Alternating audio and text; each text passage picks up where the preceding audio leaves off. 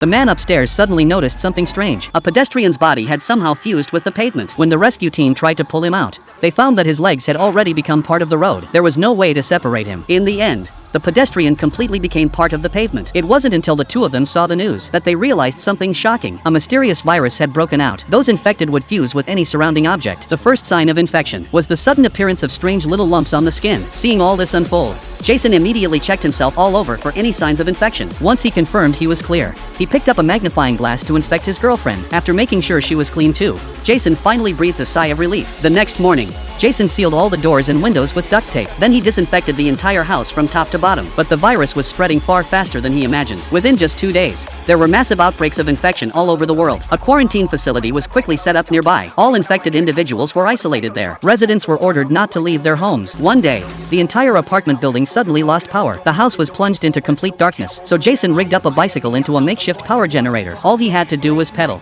and it would generate electricity. Just like that, they temporarily solved the power problem. The lights in the house gradually flickered back on. Jason's girlfriend quickly sat down at the computer, hoping to check the situation outside. But just then, a rock suddenly struck the top of her foot. She instantly sensed something was wrong. She dropped to the floor to investigate. What she saw left her in shock. A pile of stones was pouring out from under the table, and the stones were squirming. She hurriedly called Jason over. He grabbed a flashlight and took a closer look. To his horror, there was a human face on one of the rocks, and it looked just like their neighbor. Their neighbor had a weird habit. He used to press against the wall to eavesdrop on them. Now, infected by the virus, he had completely fused into the wall. Seeing this, Jason's girlfriend grabbed a stick and smashed the stone figure. But in the process, one shard of rock accidentally scraped Jason's skin, and now, the stone fragment was starting to merge with his flesh. She knew this was bad, really bad. Determined not to let Jason turn into one of them, she quickly pulled out a small knife and began cutting off the stone bit by bit. Jason passed out from the pain, but after several days of rest and treatment, he thankfully didn't get infected. He came back stronger than ever. That day, while pedaling to generate power,